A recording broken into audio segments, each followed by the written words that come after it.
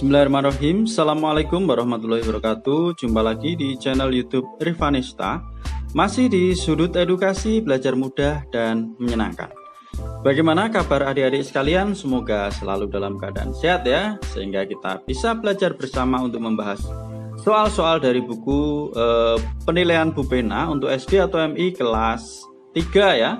Kita masih di jilid 3B, tema 3 benda di sekitarku. Tapi jangan lupa untuk memulai pelajaran sebaiknya kita harus selalu berdoa ya, agar diberikan kemudahan dan pemahaman dalam mempelajari soal-soal yang kita kerjakan kali ini.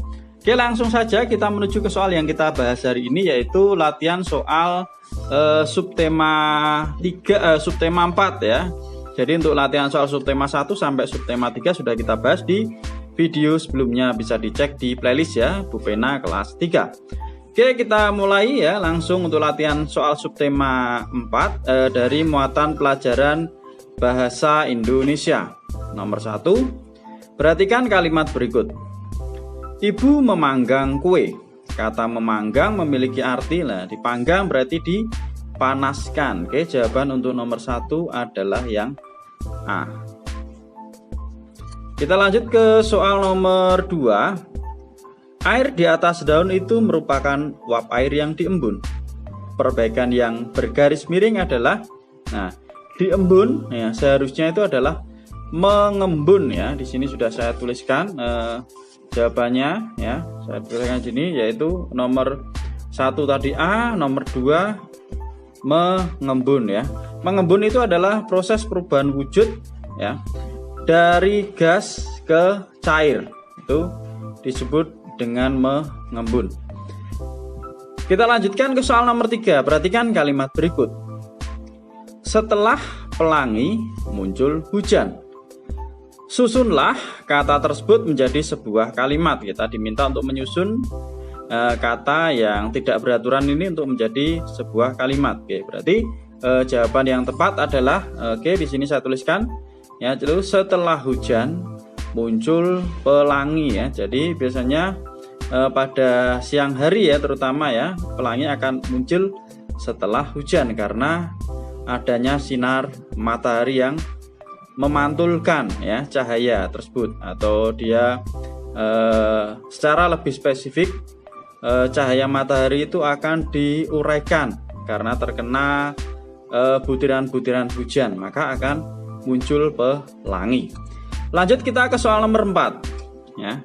Bacalah teks berikut untuk menjawab soal nomor 4 dan 5. Permen merupakan makanan yang digemari oleh semua usia.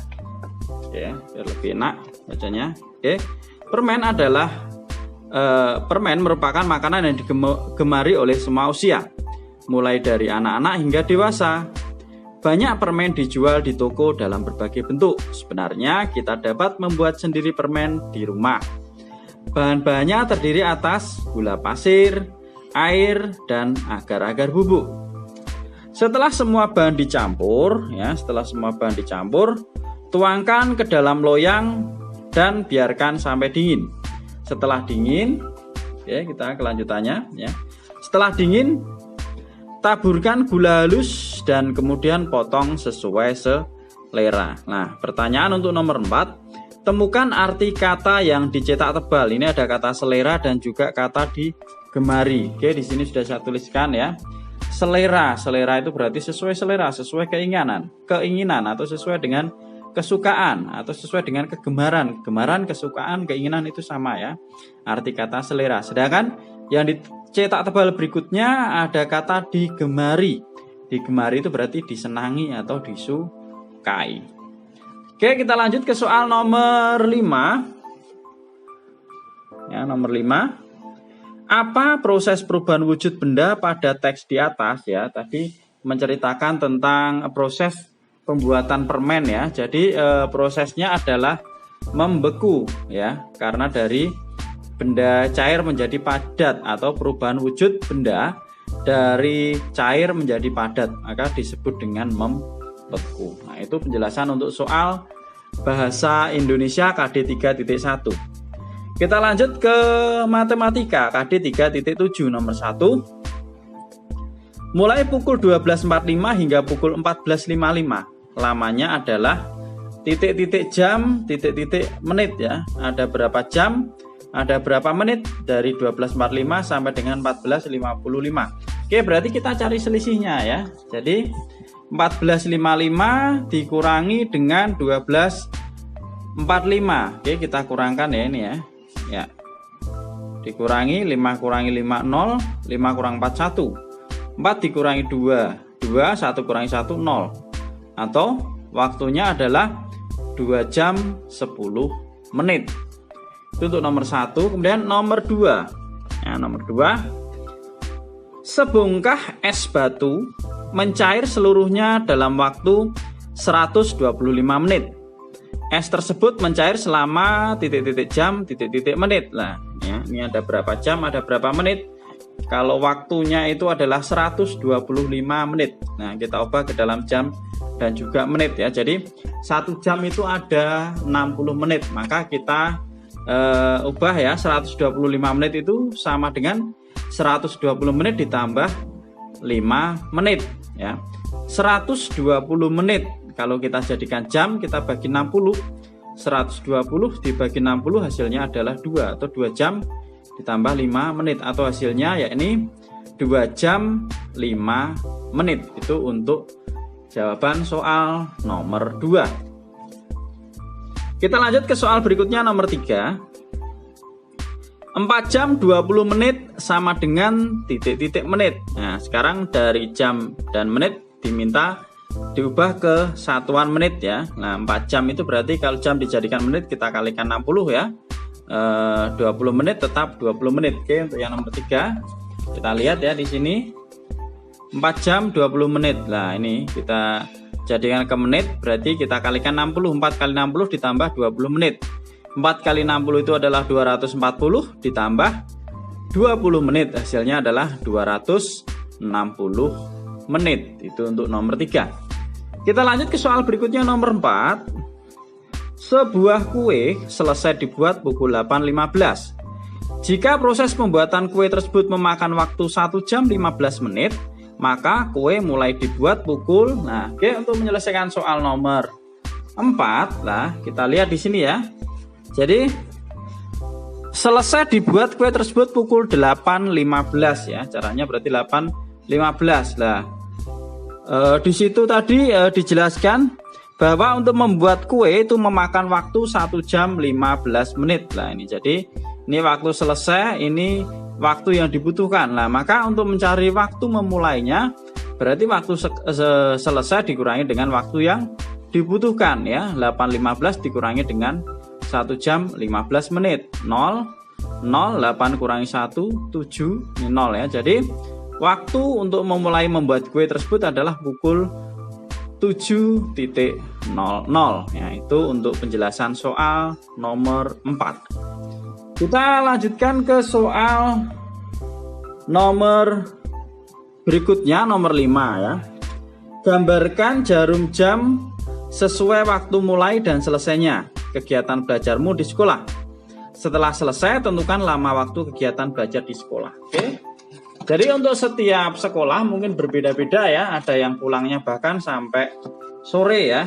Untuk yang full day school. Nah, untuk full day school itu biasanya sampai sore. Nah, oke, maka di sini kalau di sini itu waktu mulai belajarnya itu dari jam 7 ya.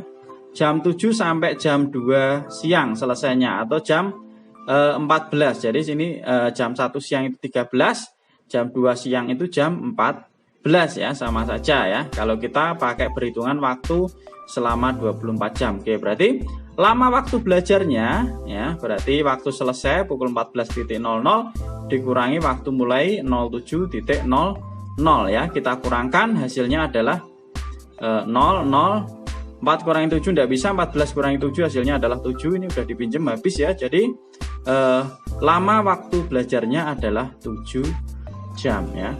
Ini untuk penjelasan soal matematika. Kita lanjutkan ke muatan pelajaran berikutnya yaitu PPKN. Ya, nomor 1. Contoh sikap yang menunjukkan bersatu di rumah. Contoh sikap yang menunjukkan bersatu di rumah. Di sini sudah saya tuliskan ya. Jawabannya adalah bersama-sama membersihkan rumah. Ini contoh sikap bersatu ya. Oke, kemudian nomor berikutnya nomor 2. Contoh kegiatan yang menerapkan sikap bersatu di sekolah. Lah ini bersatu di sekolah, contoh kegiatannya apa? Melakukan piket kelas. Lah ini adalah contoh kegiatan yang menerapkan bersatu di sekolah ya. Kemudian nomor 3. Contoh kegiatan yang menerapkan sikap bersatu di masyarakat. Kalau tadi sudah di rumah, di sekolah, sekarang di masyarakat. Oke. Ini contohnya adalah kerja bakti di lingkungan perumahan, yaitu kita sebagai warga masyarakat, yaitu contoh kegiatan bersatu di masyarakat. Kita lanjutkan soal terakhir ya untuk mata pelajaran PKN nomor 4. Tuliskan manfaat melaksanakan sikap bersatu di masyarakat. Apa manfaatnya ketika kita bersatu di masyarakat? Manfaatnya adalah yang pertama akan mempererat tali persaudaraan ya. Kemudian yang kedua menumbuhkan sikap toleransi ya, jadi saling menghargai ya, dengan tetangga mungkin yang dulunya kita tidak kenal bisa menjadi lebih kenal ya, sehingga bisa menumbuhkan sikap toleransi dan juga mempererat tali persaudaraan. Itu untuk muatan pelajaran PKN. Kita lanjutkan ke muatan pelajaran berikutnya, ada muatan pelajaran SBDP ya, KD 3.4. Nomor 1 dari benda-benda berikut yaitu kardus, kertas, karton, dan plastik ya. Jadi kardus, kertas, karton, dan plastik. Nah, sebentar ya. Oke, ini kelanjutan soalnya. Nah, benda-benda yang mudah dibuat kreasi seni melipat adalah, nah yang mudah dibuat seni kreasi melipat adalah kertas ya. Jawabannya ini sudah saya tuliskan ya. Jawabannya untuk SBDP nomor 1 adalah kertas. Oke, kertas ya. Kemudian nomor 2, susunlah urutan cara melipat pakaian berikut. Kalau kita lihat di sini ya, ini dibuat secara acak. Oke, urutannya berarti di sini adalah 2. Ya, habis 2 kemudian 4 ya. Ini dari belakang dilipat samping, satu samping, kemudian 5 ya. Ini udah samping kanan, ini samping kanan kiri. 2, 4, 5 kemudian 1. Yang satu ini kita lipat ke atas dan yang terakhir kita balik 3 ya. Jadi urutannya adalah 2, 4, 5, 1 dan 3. Ini sudah saya tuliskan juga ya untuk yang nomor 2. Oke, jawabannya di sini ya. Jadi 2, 4, 5, 1 dan 3. Oke, kita lanjut ke soal nomor 3. Tuliskan tema karya seni dari origami berikut. Nah, temanya apa ini? Yang A ini adalah membuat burung ya, membuat burung dari kertas. Kemudian yang B ini adalah membuat kata atau membuat kodok dari kertas. Di sini sudah saya tuliskan juga untuk yang nomor 3 ya, seninya membuat burung dari kertas dan membuat kata dari kertas. Kemudian nomor 4. Susunlah urutan cara membuat karya origami tersebut. Nah, ini membuat kipas ya, membuat kincir angin atau membuat baling-baling ya ini ya. Ya. Oke. Urutannya itu dimulai dari yang B. B ini dari kertas lipat ya. Kertas lipat boleh ya dipotong ya dari keempat sudutnya ya. Kemudian setelah dipotong ya, kemudian yang D, nah ini dilipat satu persatu. Selanjutnya A, nah, ini udah terlipat semua. Kalau udah terbentuk seperti ini, jadinya C ya, dipasang dengan apa ini pegangan. Nah ini nanti kalau dibawa lari terkena angin dia akan berputar. Nah ini adalah kincir angin ya, kincir angin dari kertas lipat. Nah ini ya, atau ini sudah saya tuliskan juga untuk yang nomor 4. Jadi urutannya adalah yang B, D, A, C ya. Oke, ini berarti penjelasan terakhir ya untuk tema 3, latihan soal sub tema 4 ya, latihan soal sub tema 4. Oke, terima kasih sudah meluangkan waktu untuk belajar bersama ya. Mohon maaf apabila ada kekurangan dalam penjelasan soal-soal yang kita bahas kali ini. Silahkan pertanyaan atau saran bisa dituliskan di kolom komentar. Dan jangan lupa, mungkin apabila yang masih ketinggalan pembahasan video-video dari kami sebelumnya, bisa dilihat di playlist ya, Bu Pena kelas 3 sudah kita buatkan playlistnya ya. Jadi situ sudah ada semua ya penjelasan untuk Bu Pena kelas 3. Sekali lagi terima kasih dan mohon maaf apabila ada kekurangan. Saya akhiri. Assalamualaikum warahmatullahi wabarakatuh.